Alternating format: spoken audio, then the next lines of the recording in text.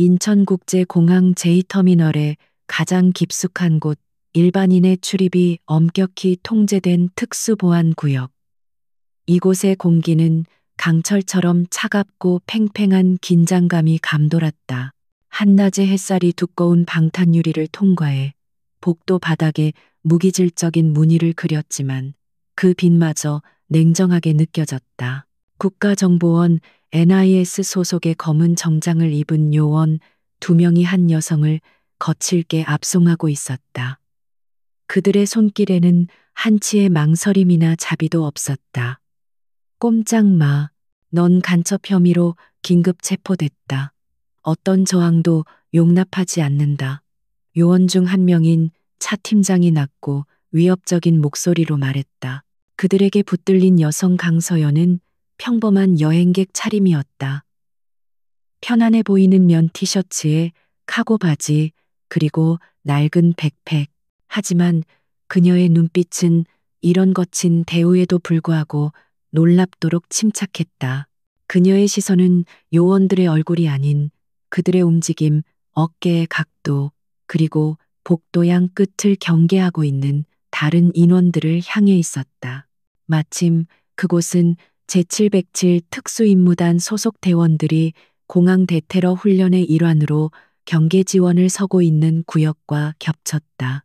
707 부대원들은 완벽한 전투 장비를 갖춘 채 NIS의 작전을 방해하지 않으면서도 모든 상황을 주시하고 있었다. 그들 사이에는 부대의 자랑이자 살아있는 전설인 폭발물 탐지 및 대테러 K9 레오가 있었다. 레오는 벨지안 말리노이즈 종으로 맹렬한 기세와 얼음 같은 침착함으로 유명했다.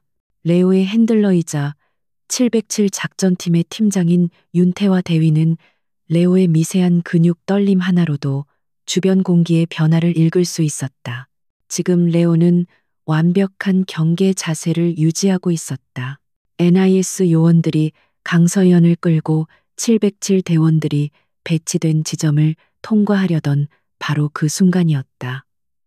윤태와 대위의 통제하에 있던 레오가 갑자기 콧구멍을 벌름거렸다. 녀석의 온몸의 근육이 돌처럼 굳어지는가 싶더니 그것은 공격성의 징후가 아니었다. 녀석은 믿을 수 없다는 듯 귀를 쫑긋 세웠다. 레오 윤태와 대위가 의아해하며 목줄을 잡은 손에 힘을 주었다. 하지만 레오는 그의 통제를 무시했다.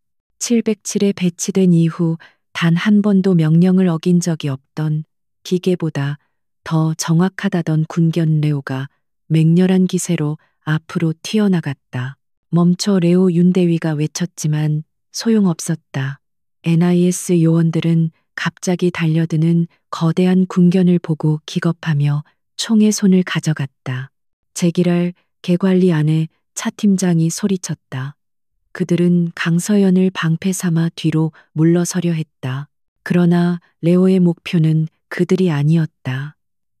레오는 정확히 강서연의 앞에서 급정거했다. 그리고 다음 순간 공항 특수보안구역의 모든 요원들이 자신의 눈을 의심해야만 했다. 707의 가장 흉포하고 냉철한 병기 레오가 꼬리를 부러져라 흔들기 시작했다.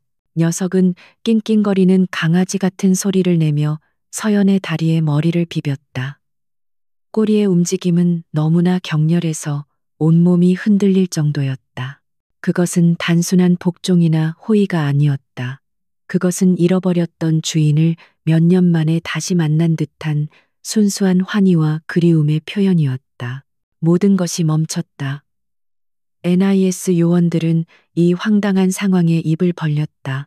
707 대원들은 자신들의 K9 에이스가 저명한 간첩 용의자 앞에서 재롱을 부리는 모습에 충격에 휩싸였다. 윤태와 대위는 목줄을 든 손을 천천히 내리며 앞으로 다가왔다. 강서연은 자신을 끌고 가던 요원들의 소나기에서 벗어나지 않으려 애쓰면서도 레오를 바라보는 눈빛에 순간적인 동요가 스쳤다. 그녀는 무의식적으로 손을 뻗어 레오의 귀 뒤를 긁어주려다 멈칫했다. 오랜만이네, 레오. 아주 작게 속삭인 그 목소리를 들은 것은 윤대위뿐이었다. NIS의 차 팀장이 정신을 차렸다. 이게 무슨 미친 짓이야. 윤태화 대위, 당장 당신 개를 통제해. 이 여자는 국가 1급 기밀을 유출한 간첩이라고. 그의 목소리는 분노로 떨렸다. 그는 레오를 떼어내기 위해 군홧발을 들어 올리려 했다. 멈춰. 윤태화 대위의 목소리가 복도를 갈랐다. 그의 목소리는 차 팀장보다 조용했지만 그 무게는 비교할 수 없을 만큼 무거웠다. 윤 대위는 천천히 걸어와 레오와 강서연 그리고 NIS 요원들 사이에 섰다. 그는 차 팀장의 눈을 똑바로 응시했다. 차 팀장님, 이게는 레오입니다. 윤 대위가 말했다. 제707 특수임무단 K9 유닛의 에이스이자 지난 5년간 단 한 번의 실수도 없었던 최고의 군견입니다. 레오는 폭발물과 적의 총구 앞에서도 꼬리를 흔드는 놈이 아닙니다. 그게 지금 이 상황과 무슨 상관이야. 이 여자가 개조련술이라도 썼다는 건가. 차 팀장이 비웃으며 소리쳤다. 그는 이 어이없는 시간 낭비의 짜증이 솟구쳤다. 당장 이 여자를 안가로 데려가 처리해야 할 일이 산더미 같았다. 윤태화 대위는 그를 무시하고 강서연을 바라보았다. 그녀는 여전히 두 요원에게 팔이 붙들린 채였지만 그 시선은 조금도 위축되지 않았다. 윤 대위는 레오를 보았다. 레오는 여전히 서연의 곁을 떠나지 않으려 으르렁거리며 NIS 요원들을 경계하고 있었다. 저는 제 부대원을 믿습니다. 사람이든 개든. 윤태화 대위가 결연하게 말했다. 그는 자신의 부하들에게 손짓했다. 순식간에 707 대원들이 NIS 요원들을 미묘하게 둘러싸는 대형을 갖췄다. 공기의 온도가 몇 도는 더 내려간 듯했다. 지금 뭐 하자는 겁니까? 군이 NIS의 공무 집행을 방해하겠다. 차 팀장의 얼굴이 불그락푸르락했다. 이것은 명백한 월권행위이자 하극상이었다. 하지만 707의 살기등등한 기세에 눌려 함부로 움직일 수도 없었다. 윤태화 대위는 서연에게 시선을 고정했다. 당신 신원이 뭡니까? 그는 공식적인 절차를 밟기 시작했다. NIS의 주장으로는 간첩 혐의자인데 제 군견은 당신을 알파로 인식하고 있습니다. K9 유닛에서 알파는 오직 한 사람에게만 부여되는 코드명입니다. 차 팀장은 알파라는 단어에 움찔했다. 그것은 자신들의 정보망에서는 들어본 적 없는 코드였다. 강서연은 아무 말 없이 윤태화를 바라보았다. 그녀의 눈은 깊고 고요해서 속을 읽을 수 없었다. 상황이 정리될 때까지 이분의 신병을 우리 707에서 확보하겠습니다. 윤태화 대위가 선언했다. 만약 이분이 정말 간첩이라면 우리 부대의 명예를 걸고 책임을 지겠습니다. 하지만 만약 당신들의 정보가 틀렸다면 그는 말을 잠시 끊었다. 그의 시선이 차 팀장의 눈을 꿰뚫었다. 레오의 본능이 맞다면 차 팀장님, 당신은 지금 대한민국 군의 가장 중요한 자산 중 하나를 모욕한 대가를 치르게 될 겁니다. 보안구역의 대치는 극단으로 치달았다. 국가 최고 정보기관과 최정예 특수부대 사이에 보이지 않는 스파크가 튀었다. 그리고 그 중심에는 평범한 여행객 복장의 한 여성과 그녀를 주인처럼 따르는 전설적인 군견 레오가 있었다. 팽팽한 긴장감이 인천공항 특수보안구역의 공기를 얼어붙게 만들었다. 윤태화 대위의 단호한 선언은 NIS 요원들에게는 명백한 도전이자 월권으로 받아들여졌다. 차 팀장의 얼굴은 분노로 붉게 상기되었다. 그는 감히 일개 특전사 대위가 국가정보기관의 핵심 작전을 가로막는 이 상황을 믿을 수 없었다. 윤 대위, 지금 제정신인가? 이건 명백한 공무집행 방해야. 당신 이 일로 군복벗을 각오해야 할 거야. 당장 그 개를 치우고 이 여자를 인계해. 차 팀장이 격앙된 목소리로 외쳤다. 그의 손이 허리춤의 권총 손잡이를 거칠게 움켜쥐었다. 윤태화는 눈 하나 깜짝하지 않았다. 그의 시선은 차 팀장의 눈을 꿰뚫고 있었다. 제 군견 레오는 당신이 말하는 그냥 개가 아닙니다. 707의 자산이며 레오의 판단은 곧 제 판단의 근거입니다. 그는 차갑게 대꾸했다. 레오는 여전히 강서연의 발치에서 낮은 으르렁거림을 멈추지 않으며 NIS 요원들을 경계했다. 웃기지도 않는 군개가 판단의 근거라니 당장 비키지 않으면 상부에 보고하고 전원 현장 체포 명령을. 차 팀장의 말이 끝나기도 전에 윤대위는 자신의 통신병에게 고개를 까딱했다. 김하사 현 시간부로 707 내부망을 통한 특수 신원조회 절차를 개시한다. 대상자는 이분이다. 네, 대위님. 하지만 통신병인 김하사의 얼굴이 하얗게 질렸다. 특수 신원조회는 707 부대 내에서도 극히 제한된 상황에서만 사용되는 NIS나 경찰의 데이터베이스를 완전히 우회하는 군사 기밀망이었다. 이 망에 접속하는 것 자체가 엄청난 보안 위험과 책임을 동반했다. 명령이다. 윤태화의 목소리는 짧고 단호했다.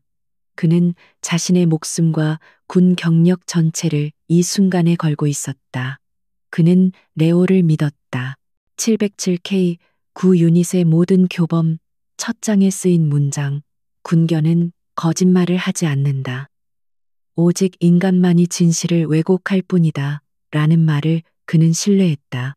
김하사는 떨리는 손으로 소형 위성 데이터 단말기를 열었다. 이 모든 과정은 불과 몇 초 만에 일어났다. 차 팀장이 이들의 행동을 제재하려 했지만 윤대위를 위시한 707 대원들이 한 걸음씩 앞으로 나서며 무언의 압박을 가했다. 그들의 눈빛은 한 발자국만 더 움직이면 즉시 제압하겠다는 명백한 의지를 담고 있었다.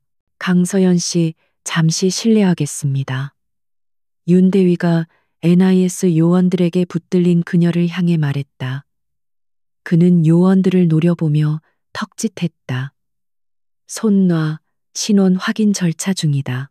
요원들은 망설였지만 차 팀장의 미묘한 고갯짓에 마지못해 그녀의 팔을 놓았다. 서연은 처음으로 표정의 변화를 보였다. 놀라움도 두려움도 아닌 미묘한 호기심이 그녀의 침착한 눈동자에 스쳤다. 그녀는 묵묵히 김하사 앞으로 걸어가 휴대용 스캐너의 지문과 홍채 정보를 제공했다. 그녀의 태도는 너무나도 당당하고 차분해서 마치 이 모든 소동이 자신과는 상관없는 일인 듯했다. 데이터가 707 본부의 델타 서버로 전송되었다. 델타 서버는 대한민국 군사기밀의 심장부와도 같은 곳이었다. 그곳의 정보는 NIS조차 접근 권한이 제한되었다. 차 팀장은 불안감에 입술을 깨물었다. 일이 자신이 통제할 수 있는 범위를 벗어나고 있었다. 그는 휴대폰을 꺼내 상부에 다급하게 문자를 보내기 시작했다. 몇 초가 지났다. 보안 구역의 정막을 깨는 것은 단말기의 희미한 작동음 뿐이었다. 김하사의 손가락이 키패드 위에서 멈췄다. 그의 눈이 모니터를 응시하며 급격하게 커졌다. 입이 벌어지고 호흡이 멎었다. 그는 단말기를 든 채로 얼어붙었다. 김하사 보고에 윤태화가 재촉했다. 그의 목소리에도 초조함이 묻어났다. 만약 그녀가 정말 단순한 민간인이거나 혹은 NIS의 주장대로 간첩이라면 자신의 행동은 돌이킬 수 없는 결과를 초래할 터였다. 대위님, 이럴 리가 없습니다. 시스템 오류인 것 같습니다. 김하사가 더듬거리며 말했다. 그의 얼굴은 창백하다 못해 새하얗게 질려 있었다. 그는 공포에 질린 눈으로 단말기와 강서연을 번갈아 쳐다보았다. 오류든 아니든 화면을 이쪽으로 돌려 윤태화가 명령했다. 김하사는 거의 울상이 되어 단말기 화면을 돌렸다. 그리고 윤태화 대위는 자신의 눈을 의심했다. 그의 심장이 바닥으로 떨어지는 듯한 충격을 받았다. 화면에는 한 여성의 증명사진이 떠 있었다. 지금 눈앞의 여성보다 조금 더 어리고 날카로운 인상이었지만 의심할 여지 없이 동일 인물이었다. 그리고 그 사진 옆에 떠 있는 정보들은 윤태와 같은 최정예 특전사 대위조차도 현기증을 느끼게 만들었다. 윤태와의 호흡이 거칠어졌다. 알파 프로그램. 그것은 707K구 유닛 내부에서만 전설처럼 내려오는 군견을 단순한 탐지견이 아닌 특수전 병기로 훈련시키는 극비의 훈련 프로그램이었다. 그리고 그 프로그램의 창시자이자 유일한 총괄 교관. 그가 레오에게서 배운 모든 것, 그가 부하들에게 가르치는 모든 K구, 전술 교리의 원천이 바로 눈앞에 이 여성이었다. 알파는 단순한 코드명이 아니었다. 그것은 707K 9유닛의 시작 그 자체를 의미하는 상징이었다. 레오가 그녀를 알아본 것이 아니었다. 레오는 자신의 창조주를 만난 것이었다. 맙소사. 윤태화의 입에서 신음이 터져 나왔다. 주변을 둘러싼 707 대원들 역시 경악을 금치 못했다. 그들은 군 입대 전부터 알파 교관에 대한 신화를 들어왔다. 악마보다 더 지독하고 전장의 신보다 더 냉철하며 군견과 대화할 수 있다는 전설 속의 인물. 그들은 그것이 과장된 무용담이거나 이미 오래전에 전사한 인물이라고만 생각했다. NIS 요원들은 이 급격한 분위기 변화를 감지했다. 차 팀장은 불안하게 외쳤다. 뭐야 화면에 뭐가 나왔길래 다들 유령이라도 본 표정이야. 저 여자는. 닥쳐. 윤태화의 목소리는 얼음장 같았다. 그는 천천히 강서연을 향해 돌아섰다. 그리고 그는 자신의 모든 군 경력을 통틀어 가장 완벽한 각도로 경례를 붙였다. 단결. 제707 특수임무단 작전팀장 윤태화 대위, 강서연 소령님을 뵙게 되어 영광입니다. 그의 경례는 단순한 상급자에 대한 예우가 아니었다. 그것은 전설에 대한 경애, 그리고 자신의 존재 이유를 만들어준 선구자에 대한 절대적인 존경의 표시였다. 다른 707 대원들도 일제히 그녀를 향해 경례했다. 보안 구역의 공기는 이제 경악을 넘어 경외감으로 가득 찼다. 차 팀장의 입이 떡 벌어졌다. 소령 707 소령, 그의 머릿속이 하얘졌다.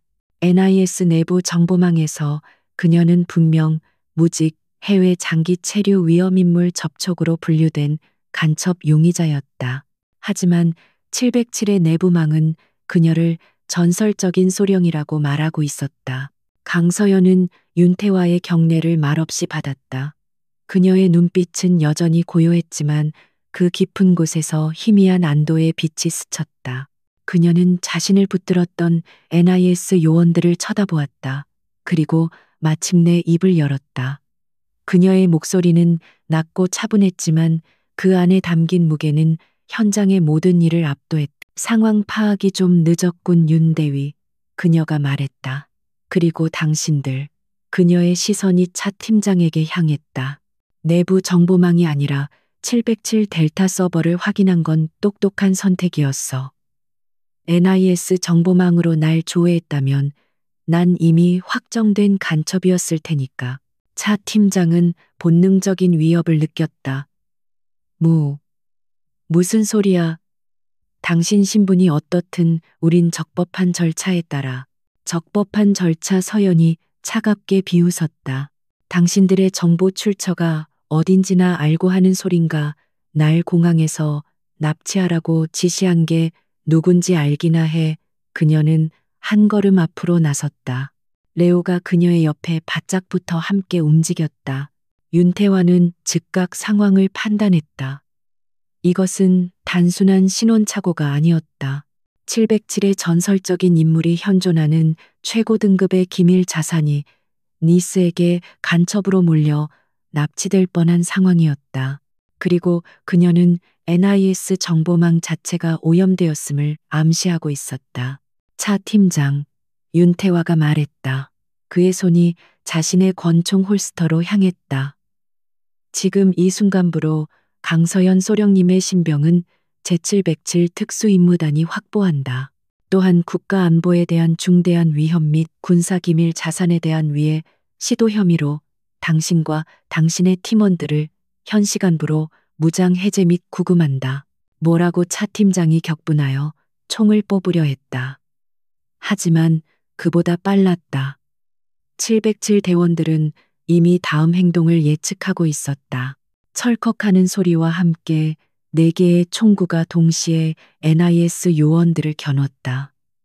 레오가 흉포한 이빨을 드러내며 차 팀장의 팔을 물기 직전의 자세를 취했다. 강서연은 이 모든 과정을 지켜보며 레오의 머리를 부드럽게 쓰다듬었다. 착하네 레오, 아직 녹슬지 않았어. 그녀의 칭찬에 레오가 잠시 으르렁거림을 멈추고 꼬리를 한번 흔들었다. 윤태화 대위는 차 팀장에게서 총을 빼앗아 내던지며 말했다. 당신은 지금 대한민국 군 역사상 최악의 실수를 저지를 뻔했어.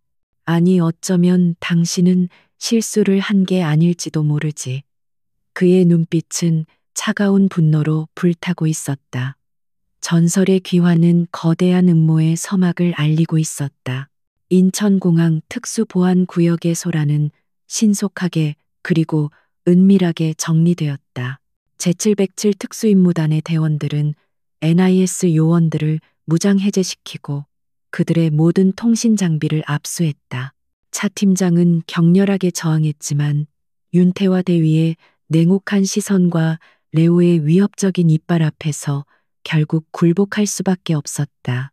이건 명백한 반역 행위야. 윤태화 너희 707 전부 군사재판에 회부될 거다. 차 팀장이 포박당하며 악을 썼다. 하지만 그의 외침은 이미 힘을 잃고 있었다. 강서연 소령이라는 이름이 주는 무게, 그리고 그녀가 707 내부망에서 확인된 델타, 크림슨 등급의 자산이라는 사실이 모든 것을 압도했다. 강서연은 이 모든 혼란 속에서도 침착함을 잃지 않았다. 그녀는 자신의 낡은 백팩을 챙기고 레오의 머리를 한번 쓰다듬었다. 가자 윤대위, 여기서 시간을 지체할수록 우리가 아닌 저들이 유리해져. 그녀의 목소리는 낮고 단호했다. 그녀는 이미 다음 단계를 생각하고 있었다. 윤태화는 고개를 끄덕였다. 기마사 구금된 NIS 요원들은 본부 보안대로 직송해. 알파 교관님의 신병 확보 작전 중 발생한 돌발 상황이라고 보고하고 사령관님 외에는 어떤 접촉도 불허한다고 전해. 그는 즉각적인 명령을 내렸다. 707 대원들은 일사불란하게 움직였다. 강서연과 윤태화 그리고 레오를 포함한 소수의 정예 대원들은 공항을 빠져나와 위장된 검은색 벤에 탑승했다.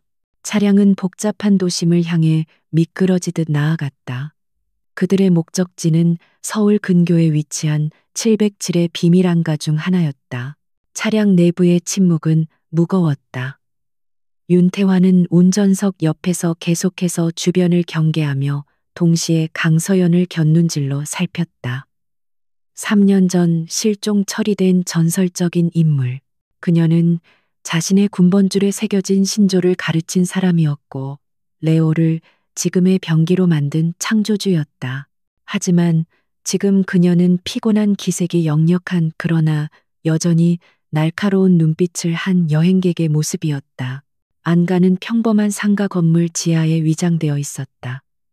두꺼운 방음벽과 최첨단 보안 시스템으로 보호받는 그곳은 707의 핵심 작전 요원들만이 아는 비밀 공간이었다. 내부는 화려하진 않았지만 필요한 모든 통신 장비와 무기, 그리고 의료시설이 갖춰져 있었다. 레오는 안가에 들어서자마자 익숙하다는 듯 구석의 자리를 잡았지만 그 시선은 오직 서연에게만 고정되어 있었다. 윤대위, 지금 즉시 707 사령관님과 보안회선을 연결해줘. 델타 등급 적색 거울 프로토콜로. 서연이 백팩을 내려놓으며 말했다. 적색 거울이라는 단어에 윤태화의 눈이 커졌다. 그것은 현존하는 군 통신망 중 최고 등급의 보안 채널로 국가 원수급의 위기 상황에서만 사용되는 비상 프로토콜이었다. 알겠습니다. 윤태화는 군말 없이 통신 장비를 조작했다. 복잡한 암호화 과정을 거쳐 안가 내부의 대형 스크린에 707 사령관인 김철규 준장의 얼굴이 나타났다.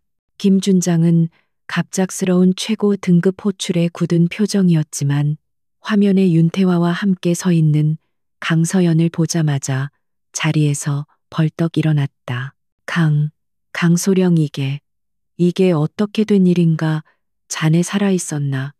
김 준장의 목소리에는 당혹감과 충격이 뒤섞여 있었다. 그는 3년 전 자신이 직접 서연의 실종 보고서에 서명했던 것을 기억했다. 단결, 오랜만입니다. 사령관님. 제 실종은 위장이었습니다.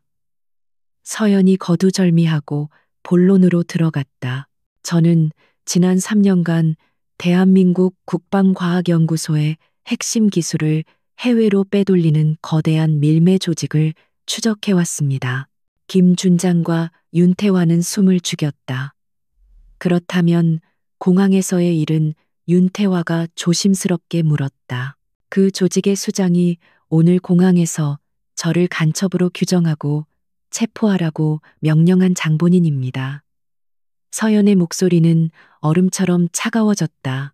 그녀는 스크린 속 김 준장의 눈을 똑바로 응시하며 폭탄 같은 이름을 내뱉었다. 국가정보원 해외 방첩 담당 박기철 이사입니다. 순간 안가의 공기가 얼어붙었다. 김 준장은 충격의 말을 잇지 못했다. 박기철. 그는 NIS 내에서도 가장 냉철하고 유능하기로 소문난 인물이었다.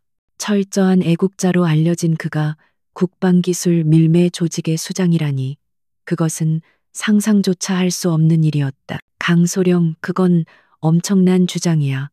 박기철 이사는 김 준장이 반박하려 했지만 서연이 그의 말을 잘랐다. 그의 애국심은 완벽한 위장이었습니다.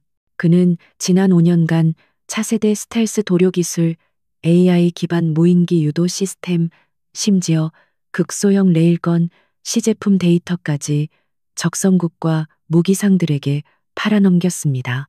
서연은 자신의 백팩에서 소형 저장 장치를 꺼내 안가의 단말기에 연결했다. 제 복귀는 그들의 다음 거래에 대한 결정적인 정보를 확보하기 위해서였습니다. 하지만 제 위장이 일부 노출된 것 같습니다. 발기철은 저를 공항에서 조용히 납치해 NIS의 블랙사이트에서 처리할 생각이었겠죠. 그가 저를 간첩으로 몰았다면 그 어떤 기관도 제 신원을 확인할 수 없었을 겁니다. 윤태화는 등골이 오싹해지는 것을 느꼈다. 만약 레오가 아니었다면, 만약 자신이 그 순간 레오를 믿고 NIS를 막아서지 않았다면 대한민국의 전설적인 영웅은 이름 없는 간첩으로 낙인 찍힌 채 흔적도 없이 사라졌을 것이다. 발기철은 제가 707에 의해 확보된 것을 이미 알았을 겁니다. 서연이 스크린에 암호화된 통신 기록과 자금 흐름도를 띄우며 말했다. 그것은 발기철과 연결된 유령 회사들이 해외의 무기상들과 접촉한 정황 증거였다. 그는 공항에서의 실수를 만회하기 위해 움직일 겁니다. 그리고 그는 NIS의 공식 라인을 쓰지 않을 겁니다. 바로 그 시각 서울 내곡동 NIS 본청의 가장 깊숙한 곳에 위치한 이사실. 박기철 이사는 자신의 앞에 선 수행비서의 보고를 받으며 차가운 표정을 짓고 있었다. 그는 공항보안구역의 CCTV 영상을 되돌려보고 있었다. 레오가 서연에게 달려드는 장면, 그리고 윤태화가 자신의 팀을 막아서는 장면에서 그의 미간이 미세하게 좁혀졌다. 707. 강서연. 그가 나지막이 읊조렸다. 그는 3년 전 자신이 직접 설계한 실종 작전의 대상이 살아 돌아왔다는 사실에 놀라지 않았다. 오히려 분노하고 있었다. 감히 자신의 완벽한 계획에 흠집을 낸 그녀의 생존에 대한 분노였다. 차 팀장과 그 인원들은 707 본부에 구금된 것 같습니다. 연락이 두절됐습니다. 수행비서가 보고했다. 발기철은 고개를 저었다. 그들은 버리는 카드였어. 중요한 건 강서연이 707의 보호를 받고 있다는 사실이다. 그는 잠시 생각에 잠겼다. 707 사령관 김준장은 만만치 않은 상대였다. 정식 절차로는 그녀를 다시 데려올 수 없었다. 플랜 B를 가동한다. 발기철이 차갑게 명령했다. NIS 내부 인력이 아니다. 청소부 팀에게 연락해 707의 강서연과 그녀를 비호하는 윤태와 대위팀 전원을 제거하라고 지시해. 그는 잠시 말을 멈췄다가 덧붙였다. 명분은 군 내부의 불순 세력이 핵심 기밀 자산을 탈취하려 한 시도로 만들면 돼. 그들을 반역자로 규정해. 수행비서가 망설였다. 하지만 이사님 707을 상대로 강서연은 모든 것을 알고 있어. 박기철의 눈이 번뜩였다. 그녀가 입을 열기 전에, 그리고 김준장이 청와대에 보고하기 전에 끝내야 한다.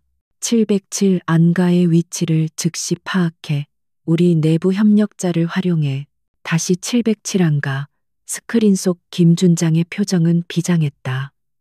강서연이 제시한 증거는 정황뿐이었지만 그 신빙성은 무시할 수 없었다.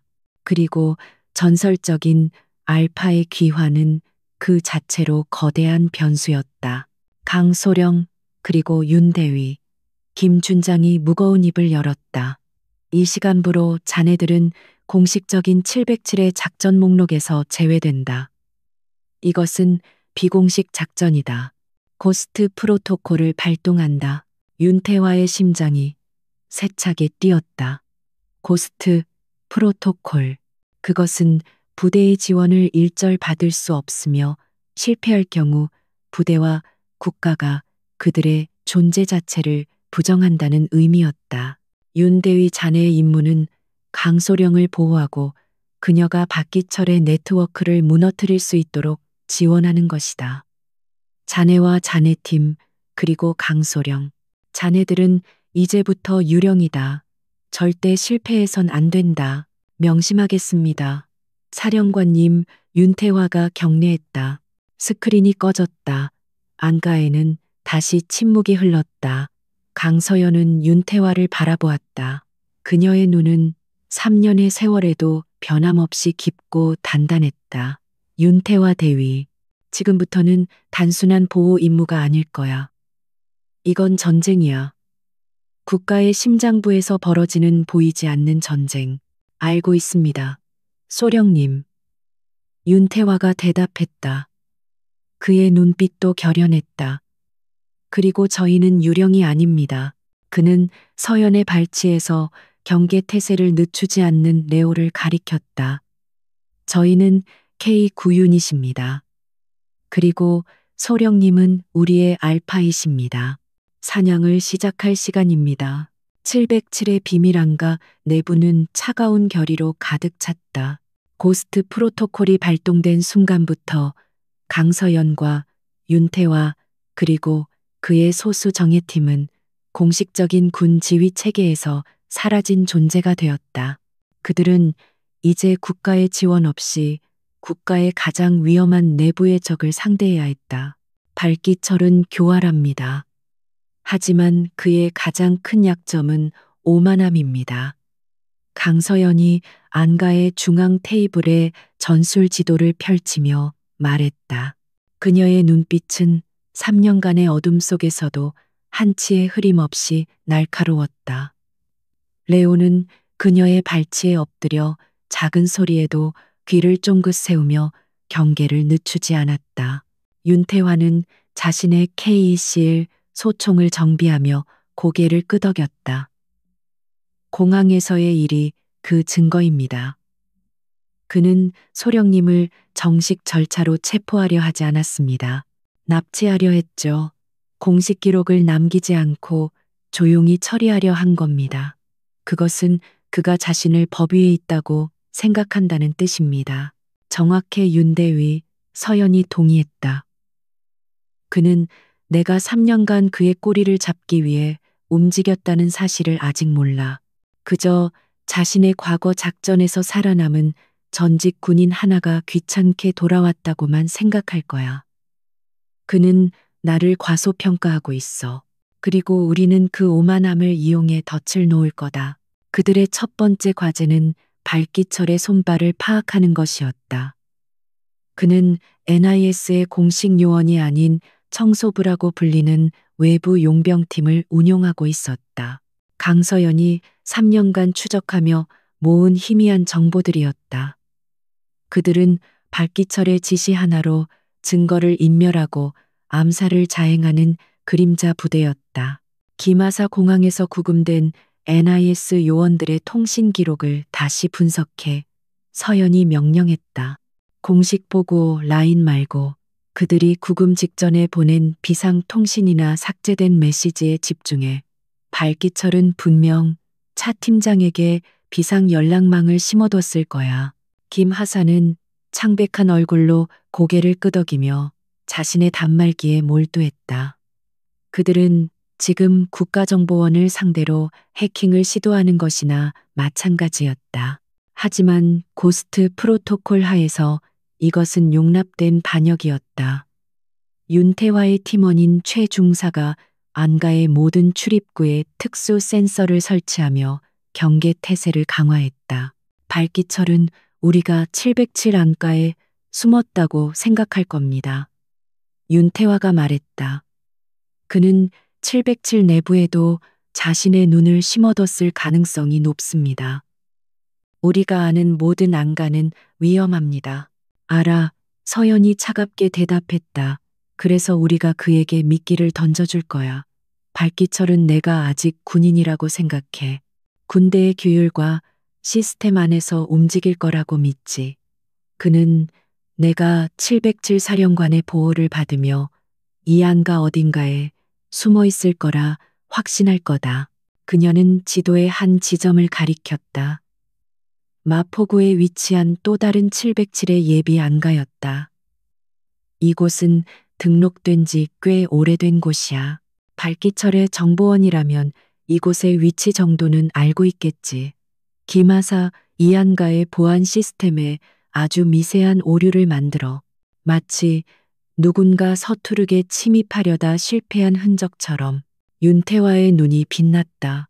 적을 유인하려는 거군요. 하지만 위험합니다. 그들이 정말 나타난다면 그들은 나타날 거야. 발기철은 자신의 실수를 만회하고 싶어 안달이 났을 테니까. 그는 자신의 청소부들을 보내 우리를 처리하려 하겠지. 서연의 목소리는 냉정했다. 하지만 우린 그곳에 없을 거야. 우리는 그곳을 감시하는 관객이 될 거다. 작전은 즉시 실행되었다. 그날 밤 강서연과 윤태와 최중사 그리고 레오는 마포 안가가 내려다 보이는 맞은편 빌딩에 버려진 사무실에 잠복했다. 레오는 고성능 지향성 마이크가 달린 특수조끼를 착용했다. 그들의 목표는 전투가 아니었다. 청소부들의 신원을 확인하고 그들의 다음 행적을 추적하는 것이었다. 자정이 넘어가자 어둠 속에서 세 대의 검은색 세단이 소리 없이 미끄러져 들어왔다. 차에서 내린 자들은 6명. 그들은 NIS의 정규 요원이 아니었다. 검은색 전술 장비하지만 어떤 표식도 없었다. 그들의 움직임은 극도로 전문적이었고 군더더기가 없었다.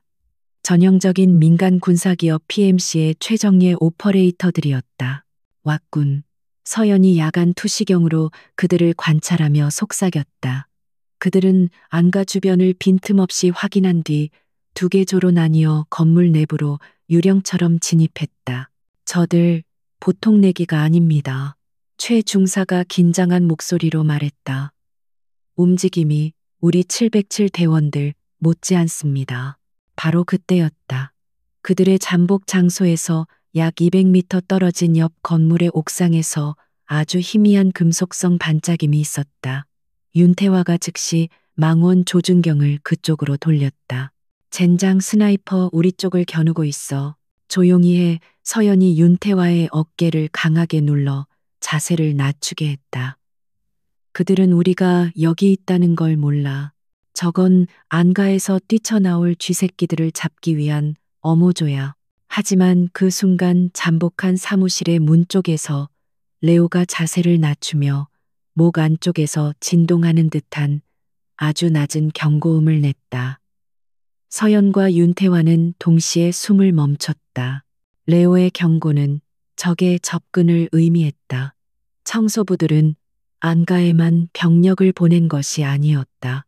그들은 주변에 감시 가능한 모든 지점까지 동시에 수색하고 있었다. 뒤쪽 계단, 2명 이상. 서연이 입모양으로 속삭였다. 심장이 얼어붙는 듯한 긴장감이 흘렀다. 그들은 완벽하게 함정에 빠진 것이었다. 발기철은 그들이 생각했던 것보다 훨씬 더 치밀했다. 그는 강서연을 과소평가했지만 동시에 만일의 사태에 대비해 압도적인 전력을 투입한 것이었다. 최 중사가 소음기를 단 권총을 겨눴다. 윤태화도 소총을 돌려 입구를 조준했다. 하지만 서연이 손을 들어 그들을 제지했다. 여기서 총성이 울리면 저격수와 아래층의 돌격조까지 모두 이리로 몰려들 것이다. 그들은 전멸이었다. 철컥. 복도에서 아주 미미한 소리가 들렸다. 그들이 이 사무실의 문을 확인하려는 것이었다. 레오의 근육이 격렬하게 떨렸지만 서연의 손길에 소리 없는 복종을 유지했다. 서연은 무전기에 대고 아주 작은 목소리로 김 하사에게 명령했다. 지금 마포 안가 전부 폭파시켜. 네, 소령님, 명령이다. 발기철은 우리가 안에 있다고 믿어야 해. 시선을 돌려 김 하사가 망설이다가 원격 기폭 장치를 작동시켰다. 쾅하는 거대한 폭음과 함께 마포 안가 건물이 화염에 휩싸였다.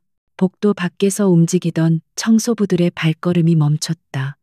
그들의 무전기에서 다급한 목소리가 터져 나왔다. 그들은 목표물이 건물과 함께 매장되었다고 생각할 것이었다. 지금이다. 옥상으로 서연이 외쳤다. 그들은 폭발의 혼란을 틈타 사무실을 빠져나와 비상 계단을 통해 옥상으로 향했다. 아래층에서는 폭발에 놀란 청소부들이 안가 쪽으로 달려가고 있었다. 옥상에 도달했을 때 저격수는 이미 철수하고 없었다. 그 역시 작전이 완료되었다고 판단한 듯했다. 서연과 팀원들은 옥상의 로프 하강 장비를 이용해 건물을 빠져나왔다. 그들은 아슬아슬하게 죽음의 덫에서 벗어났다. 새로운 안가로 복귀한 팀원들의 얼굴에는 피로와 분노가 어려 있었다. 빌어먹을. 하마터면 전멸할 뻔했습니다. 윤태화가 벽을 주먹으로 내리쳤다. 발기철, 그 자식. 아니, 강서연이 그를 막아 세웠다. 그녀의 얼굴은 차가웠지만 눈은 오히려 타오르고 있었다. 그는 오만한 게 맞아. 그는 우리가 안가에서 폭사했다고 믿고 싶어 할 거야. 자신의 성공적인 청소를 자축하겠지. 그리고 그 방심이 우리에게 기회를 줄 거다. 그녀는 김하사를 돌아보았다. 김하사 폭발 직전 그들의 통신. 뭐라도 건진 거 없어. 김하사는 떨리는 손으로 단말기를 조작했다. 있습니다. 그들이 철수하면서 나눈 짧은 교신을 감청했습니다. 암호화되어 있었지만 아주 익숙한 상업용 암호화 모듈을 사용했습니다. 한성 다이내믹스에서 사용하는 프로토콜입니다. 강서연의 입가에 얼음장 같은 미소가 번졌다. 한성 다이내믹스. 드디어 꼬리가 잡혔군. 그건 발기철이 국방 기술을 빼돌릴 때 사용하는 유령 회사 중 하나야. 자기 용병들에게 자기 회사 통신 장비를 쥐어주는군. 오만한 건지 멍청한 건지 윤태화가 상황을 파악했다. 그들의 통신망을 역추적할 수 있겠습니까? 물론 서연이 대답했다. 발기철은 자기가 사냥꾼이라고 생각하겠지만 진짜 사냥은 지금부터 시작이야. 그들은 우리에게 자신의 목줄을 직접 넘겨준 셈이다. 발기철의 반격은 실패했고 강서연의 전략적인 반격은 이제 막 첫 번째 실마리를 찾아내고 있었다. 한성 다이내믹스. 그 이름은 박기철의 거대한 반역 네트워크를 무너뜨릴 첫 번째 핵심 열쇠였다. 강서연과 윤태화의 팀은 새로운 은신처로 이동했다. 그곳은 707의 공식 목록에도 없는 강서연이 실종되기 전 개인적으로 마련해둔 도시 외곽의 낡은 정비소였다. 정비소 지하에는 그녀가 오랫동안 준비해온 소규모 작전 지휘 통제실이 먼지를 뒤집어 쓴 채 잠들어 있었다. 서연은 장비들을 하나씩 가동시켰다. 발기철은 내가 죽었다고 확신하고 있을 거야. 청소부들의 보고를 받았을 테니 지금이 그가 가장 방심하고 있을 때다. 윤태화는 부하들과 함께 정비소 주변에 철통 같은 경계망을 구축했다. 그는 이제 강서연이라는 전설적인 전략가를 맹목적으로 신뢰하게 되었다. 그녀의 예측은 한치의 오차도 없었고 그녀의 냉철함은 팀 전체에 안정감을 주었다. 레오는 작전실 한 구석에서 서연의 발치에 웅크린 채 작은 소리에도 민감하게 반응했다. 김하사는 한성 다이내믹스의 상업용 암호화 프로토콜을 분석하는데 모든 역량을 집중했다. 소령님이 암호화 모듈, 표면적으로는 완벽한 상용 버전이지만 내부에 아주 미세한 변형이 가해져 있습니다. 마치 특정 사용자들만 알아볼 수 있는 백도어처럼 작동합니다. 발기철이 자신의 용병들과 비밀 통신을 하기 위해 심어둔 거겠지. 서연이 모니터를 응시하며 말했다. 그 백도어를 역으로 이용할 수 있겠나? 김하사, 그들의 통신망에 침투해서 우리가 아니라 그들이 우리 손바닥 위에 노란하게 만들어야 해. 시간이 좀 필요하지만 가능합니다. 김하사의 손가락이 키보드 위에서 현란하게 춤추기 시작했다. 그것은 보이지 않는 전장에서 벌어지는 치열한 사이버 전투였다. 박기철의 청소부들은 자신들의 통신망이 뚫리고 있다는 사실조차 인지하지 못했다. 며칠간의 밤샘 작업 끝에 김하사는 마침내 그들의 통신망을 장악하는 데 성공했다. 그들은 청소부들이 주고받는 모든 메시지를 실시간으로 감청할 수 있게 되었다. 그리고 그곳에서 결정적인 정보가 흘러나왔다. 찾았습니다. 김하사가 흥분한 목소리로 외쳤다. 청소부 팀장과 발기철의 비서실 간의 암호화된 통신입니다. 물건의 최종 인도에 관한 내용입니다. 그는 해독된 메시지를 중앙 스크린에 띄웠다. 대상 D8 프로젝트 시제품. 장소 평택항 제사 컨테이너 부두 27 구역. 시간 48시간 후 이영. VIP 발기철 직접 참석. 청소부 전원 현장 경호. 윤태화의 숨이 멎었다. D8 프로젝트. 세상에. 그건 차세대 K-레이 휴대용 레일건 프로토타입입니다. 아직 개발 단계에 있는 극비 무기인데. 만약 그것이 적성국이나 테러리스트의 손에 넘어간다면 전장의 판도를 뒤바꿀 수 있는 재앙이었다. 강서연의 눈이 차갑게 빛났다. 발기철. 자기 나라의 미래를 통째로 팔아넘기려는군. 그는 이번 거래에 자신의 모든 것을 걸었을 거야. VIP가 직접 참석한다는 게 그 증거다. 그는 구매자에게 자신의 신뢰를 보여주고 싶어 안달이 났겠지. 평택항 제사부두. 그곳은 현재 운영이 중단된 폐쇄 구역입니다. 최 중사가 재빨리 위성 지도를 띄우며 브리핑을 시작했다. 민간인의 접근이 불가능하고 사방이 바다와 높은 펜스로 막혀 있습니다. 그들의 거래 장소로는 완벽합니다. 하지만 동시에 우리가 침투하기에도 최악의 장소입니다. 작전실의 공기가 무겁게 가라앉았다. 그들은 고작 4명, 강서연 윤태와 최 중사 김하사, 그리고 군견 레오 한 마리, 상대는 발기철의 최정예 청소부 팀 전원에 어쩌면 구매자 측의 무장 경호원들까지 있을 터였다. 정면 대결은 자살행위였다. 우리는 정면으로 들어가지 않아 서연이 모두의 생각을 읽었다는 듯 입을 열었다. 그녀는 위성 지도를 확대하며 컨테이너 부두의 구조를 분석했다. 그녀의 머릿속에서는 이미 수천 개의 시뮬레이션이 돌아가고 있었다. 발기철은 오만하다고 했지. 그는 자신이 모든 것을 통제하고 있다고 믿을 거야. 특히 강서연이라는 위협이 사라졌다고 믿는 지금은 더욱더. 그녀는 지도의 한 지점을 손가락으로 가리켰다. 그들의 경계는 외부에 집중될 거다. 육로 해로. 하지만 그들은 내부에서 터지는 위협은 상상조차 못할 거야. 내부라니요. 저희가 미리 잠입이라도. 윤태화가 물었다.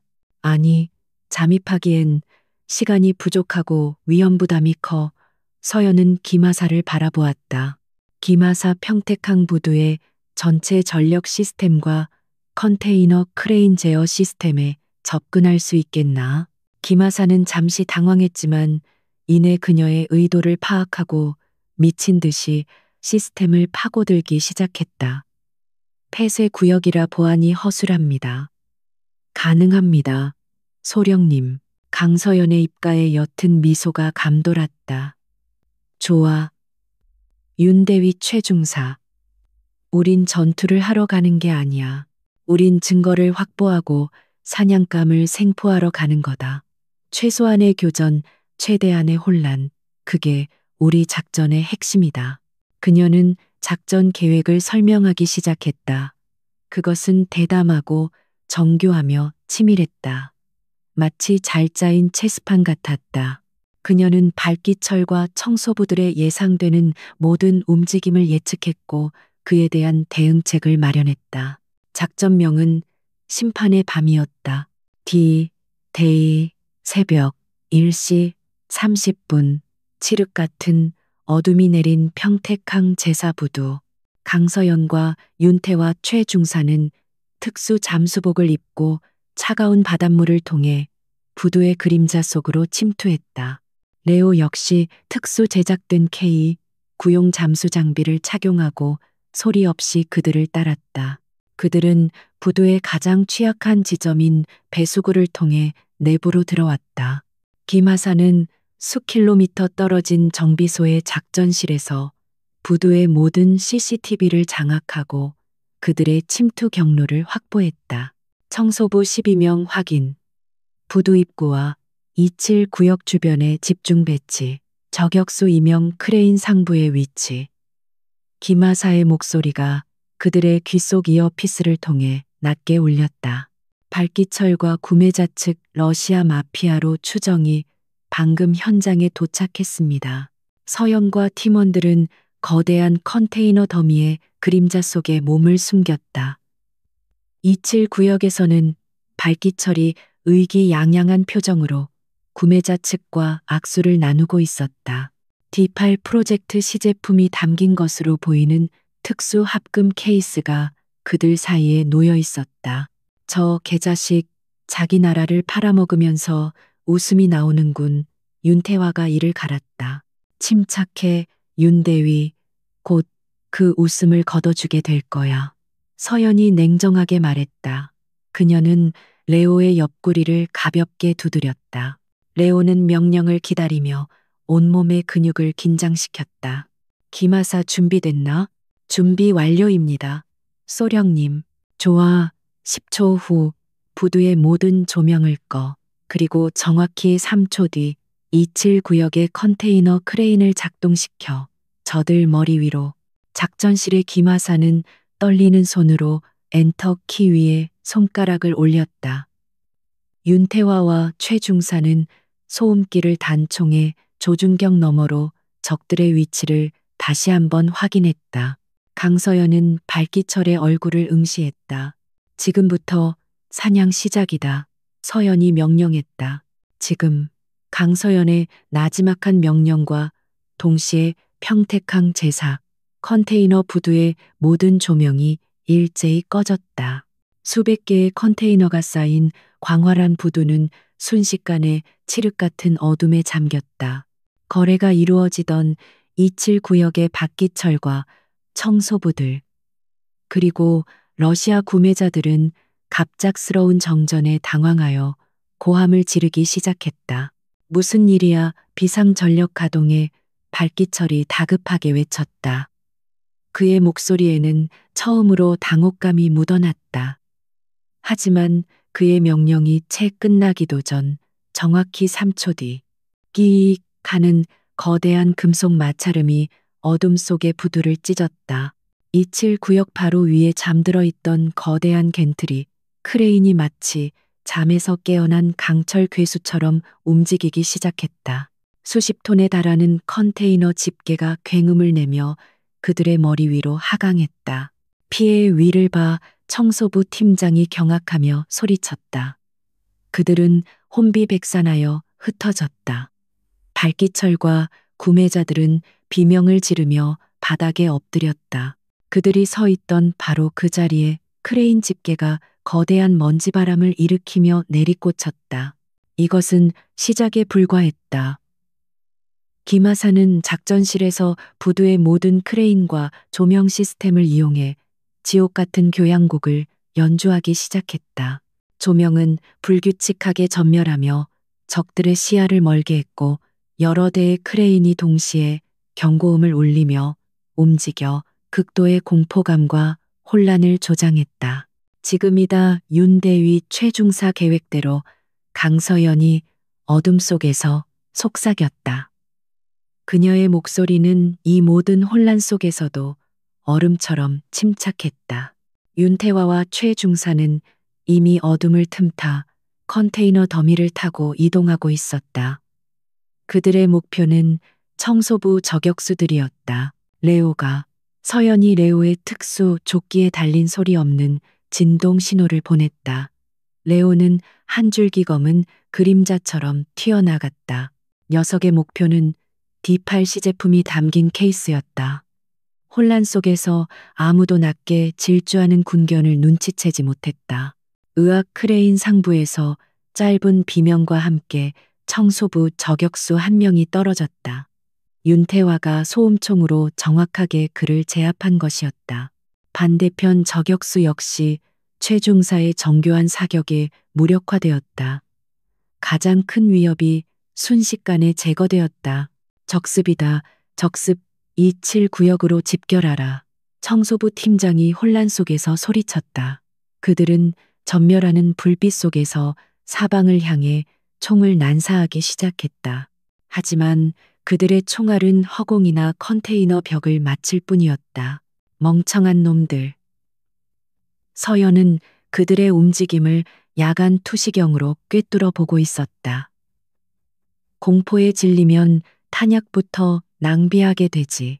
그녀는 자신의 위치를 노출시키지 않고 천천히 발기철에게 접근했다.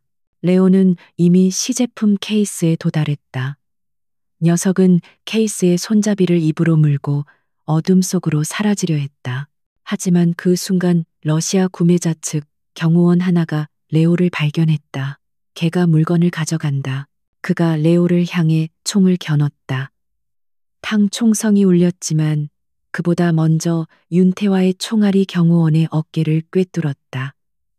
레오 빠져나와 윤대위가 외쳤다.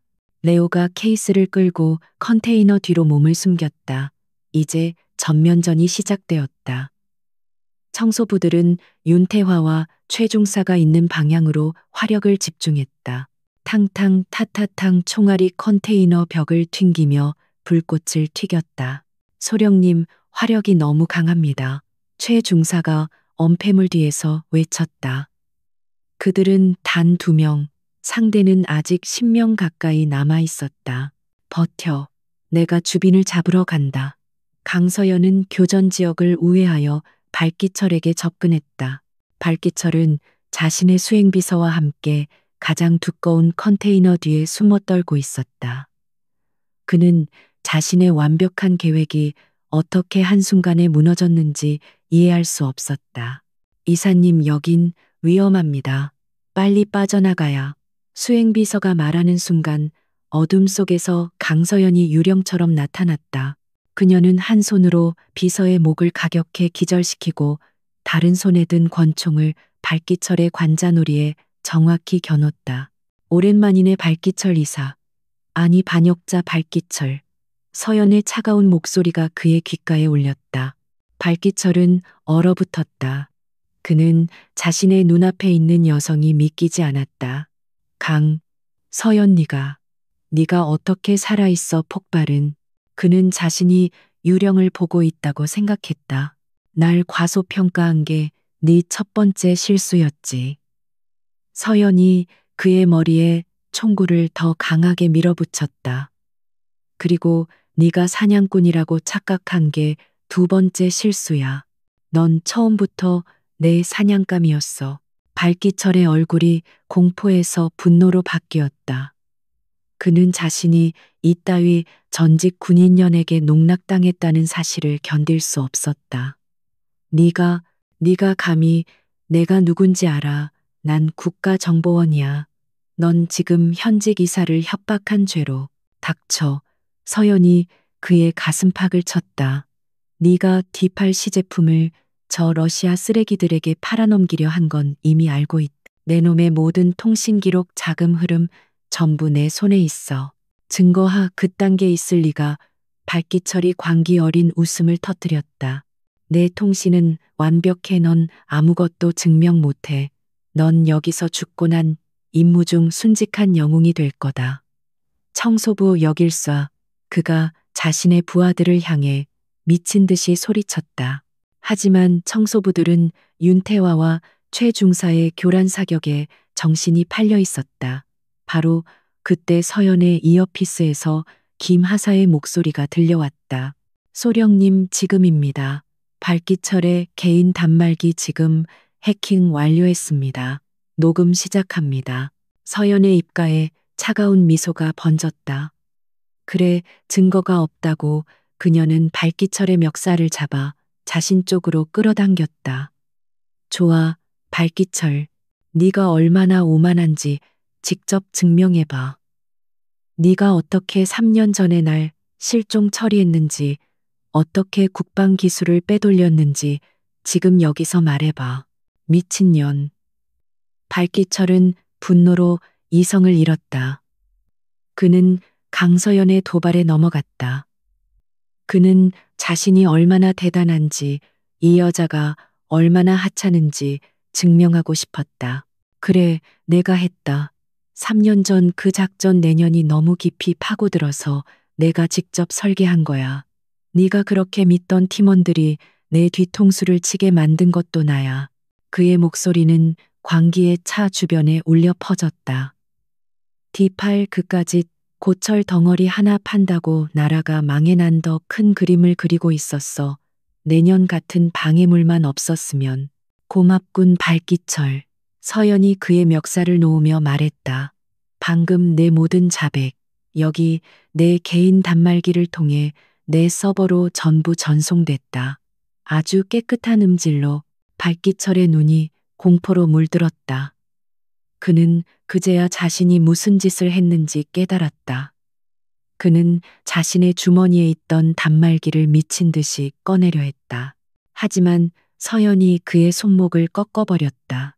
아악. 발기철의 비명이 부두에 울려 퍼졌다. 그 순간 교전 소리가 멎었다. 살아남은 청소부들과 러시아 경호원들이 이쪽을 돌아봤다. 그리고 그들은 자신들 주변을 완벽하게 포위하고 있는 수십 개의 붉은 레이저 포인터를 발견했다. 어둠 속에서 707의 김철규 준장이 확성기를 들고 걸어 나왔다. 그의 뒤로 완전 무장한 707 대테러 부대원들이 유령처럼 나타났다. 박기철 이사, 국가 반역 및 내란 음모 혐의로 당신을 긴급 체포한다. 모든 저항은 즉각 사살로 이어진다. 윤태화와 최 중사도 엄폐물에서 걸어 나왔다. 그들의 작전은 발기철을 잡는 것뿐만 아니라 707 본대가 도착할 때까지 시간을 버는 것이었다. 그리고 그들은 완벽하게 임무를 완수했다. 발기철은 무너져 내렸다. 자신의 오만함이 강서연 한 명을 얕본 그 오만함이 자신의 모든 것을 파괴했음을 깨달았다. 청소부들과 러시아 마피아들은 무기를 버리고 무릎을 꿇었다. 강서연은 발기철에게 수갑을 채웠다. 그녀는 그의 귓가에 속삭였다. 공항에서 네가 한 말을 돌려주지. 어떤 저항도 용납하지 않는다. 레오가 D8 시제품 케이스를 물고 어둠 속에서 걸어 나와 서연의 발치에 케이스를 내려놓았다. 녀석은 임무를 완수했다는 듯 꼬리를 한번 흔들었다. 공포와 화약 냄새로 가득 찼던 부두에 마침내 정의의 서늘한 공기가 감돌기 시작했다. 평택항 제사 부두에 새벽이 밝아오기 시작했다. 총성과 폭음이 멎은 자리에는 서늘한 바다 안개와 함께 정의의 냉기가 감돌았다. 완전 무장한 707 대원들이 부두 곳곳을 확보하고 무릎 꿇은 청소부 용병들과 러시아 마피아들을 신속하게 결박했다. 그들은 자신들이 어떻게 단 4명의 유령에게 완벽하게 농락당했는지 깨닫고 망연자실한 표정이었다. 발기철은 모든 것을 잃은 사람의 얼굴을 하고 있었다. 그의 오만함은 산산조각 났고 남은 것은 차가운 수갑의 감촉과 반역자라는 낙인뿐이었다. 707 대원들에게 끌려가던 그는 잠시 멈춰 서서 강서연을 노려보았다. 그 눈에는 순수한 증오와 사리가 들끓었다. 강서연은 그 시선을 무표정하게 마주했다. 그녀의 눈에는 승리감이나 안도감보다는 3년간의 지독한 추적을 끝낸 자의 깊은 피로와 냉철한 공허함이 자리하고 있었다. 그녀에게 발기철은 더 이상 위협이 아닌 처리해야 할 임무 완료 보고서의 마지막 줄일 뿐이었다. 김철규 준장이 윤태화 대위와 강서연에게 다가왔다. 그는 D8 시제품 케이스를 지키고 선레오를 잠시 바라본 뒤 강서연을 향해 완벽한 각도로 경례를 붙였다. 단결. 무사히 돌아온 것을 환영한다. 강서연 소령. 자네는 불가능한 일을 해냈어. 윤태화와 최중사 그리고 작전실에서 달려온 김하사도 그녀를 향해 경례했다. 그것은 단순한 상급자에 대한 예우가 아니었다. 부대의 전설이자 그들의 목숨을 구하고 국가의 심장부를 지켜낸 영웅에 대한 진심 어린 존경의 표시였다. 몇 주 후 모든 것이 수면 아래로 가라앉았다.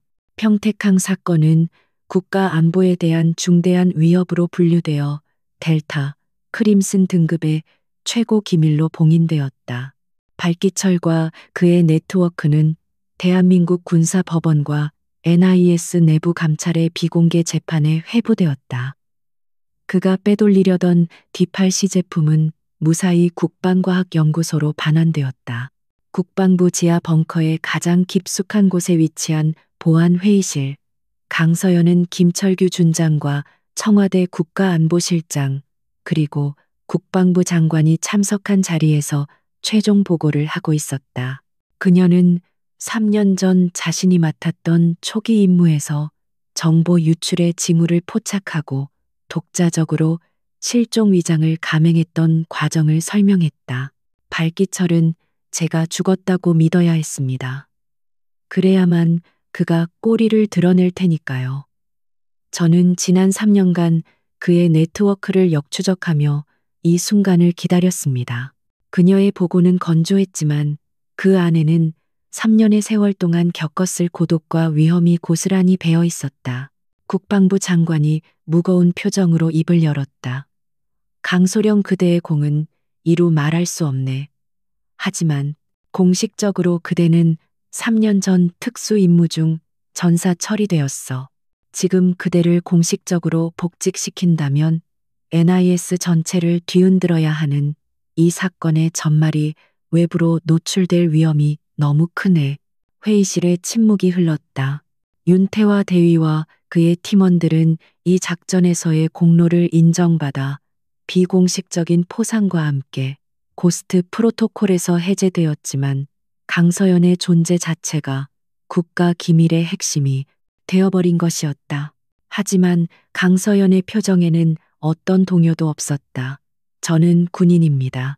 제 이름이 서류상에 존재하든 그렇지 않든 제 임무는 조국을 지키는 것이었습니다.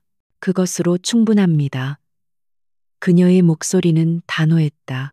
국가안보실장이 김 준장과 눈빛을 교환하더니 희미하게 미소를 지었다. 그럴 줄 알았네. 강소령. 그대의 그 투철한 군인 정신 때문에 우리가 새로운 제안을 준비했지. 그는 새로운 파일을 그녀 앞으로 밀었다. 이번 사건으로 우리는 깨달았네. 우리의 가장 큰 적은 외부에만 있는 것이 아니라는 것을. 발기철 같은 내부의 적을 색출하고 제거할 그 어떤 기관에도 소속되지 않은 독립적인 그림자 부대가 필요하네. 김철규 준장이 말을 이었다. 청와대와 국방부 직속으로 창설되는 비공식 특수 임무대 코드네임 에코 ECHO. 네. 공식적인 계급도 소속도 없어. 오직 국가 원수와 장관의 직접 명령만 받지. 자네는 3년간 유령처럼 그림자를 사냥했네. 이제 자네가 그 그림자 자체가 되어주게. 그것은 그녀에게 알파라는 전설적인 이름 대신 에코라는 익명의 존재가 되라는 명령이었다. 강서연은 말없이 파일의 표지를 바라보았다. 거기에는 어떤 이름도 계급장도 없었다. 오직 메아리처럼 퍼져나가는 파동 형상의 문장 하나만 새겨져 있었다. 그녀는 조용히 고개를 끄덕였다. 명령 수령하겠습니다. 그로부터 며칠 뒤 모든 공식적인 절차를 마친 강서연은 707 부대 내의 K9유닛 훈련장을 찾았다. 그곳은 그녀가 이 부대에서 처음 군견들과 함께 뒹굴었던 그녀의 청춘과 열정이 고스란히 담긴 곳이었다. 흙냄새와 군견들의 활기찬 짖음 소리가 그녀의 피로를 씻어주는 듯했다. 윤태화 대위가 그녀에게 다가왔다. 그는 평상복 차림의 서연을 보며 잠시 어색해했지만 이내 경례를 붙였다. 이제 뭐라고 불러야 할지 모르겠습니다. 서연이 희미하게 웃었다. 그냥 강서연이라고 하게. 윤대위. 아닙니다. 윤태화가 고개를 저었다. 소령님은. 아니, 당신은 전설 속의 교범으로만 저에게 가르침을 주신 것이 아닙니다. 이번 실전에서 당신의 전략과 판단력 그리고 레오를 믿었던 그 신념으로 저에게 진짜 군인이 무엇인지 보여주셨습니다. 당신은 언제나 저희 K9 유닛의 알파이십니다. 그의 진심 어린 말에 서연은 아무 대답도 하지 못하고 훈련장을 바라보았다. 그때 김철규 준장이 누군가를 데리고 훈련장 입구에 나타났다. 그의 옆에는 위풍당당한 모습의 레오가 있었다. 강, 사령관. 김 준장이 그녀의 새로운 비공식 직함을 조심스럽게 불렀다. 레오 마리네. 이번 작전에서 혁혁한 공을 세웠지만 공식적으로는 나이가 들어 현역에서 은퇴할 때가 되었네. 이 녀석은 평범한 군견이 아니야. 707에 살아있는 전설이지. 이런 영웅에게는 그에 걸맞은 은퇴가 필요하다고 생각했네. 김 준장은 레오의 목줄을 풀었다. 그리고 그 목줄을 강서연의 손에 쥐어주었다.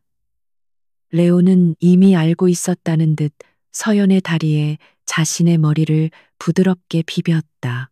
이 녀석의 공식 핸들러 기록은 어젯밤부로 수정되었네. 김 준장이 미소를 지었다. 이 녀석의 남은 견생은 에코 부대의 지휘관을 보좌하는 임무를 맡게 되었네. 모든 알파에게는 자신을 따르는 충성스러운 팩팩이 필요한 법이니까. 그 순간 3년의 세월과 박기철과의 사투 속에서도 단 한 번도 무너지지 않았던 강서연의 눈시울이 붉어졌다. 그녀는 천천히 무릎을 꿇고 레오를 끌어안았다. 그녀는 레오의 목에 얼굴을 묻었다. 오직 레오만이 그녀가 3년간 흘리지 못했던 눈물의 의미를 아는 듯 낑낑거리며 그녀의 뺨을 핥았다. 윤태화와 김준장은 그 모습을 말없이 지켜보다가 조용히 경례를 하고 돌아섰다. 두 전설에게는 그들만의 시간이 필요했다. 한참 후 강서연이 일어섰다. 그녀는 더 이상 평범한 여행객의 모습이 아니었다. 계급장 하나 없는 검은색의 간결한 전술복 차림이었다. 오직 가슴팍에 에코의 파동 문장만이 희미하게 새겨져 있었다. 그녀는 젊은 부대원들이 새로운 군견들과 훈련하는 모습을 바라보았다. 레오가 그녀의 옆에 그림자처럼 바짝 붙어 섰다. 녀석의 시선도 그녀와 같은 곳을 향하고 있었다. 발기철과의 전쟁은 끝났다. 하지만 내부의 적을 색출해야 하는 그림자 속에서의 새로운 전쟁은 이제 막 시작된 것이었다. 전설적인 알파는 그녀의 가장 충성스러운 병사와 함께 다음 사냥을 준비하고 있었다.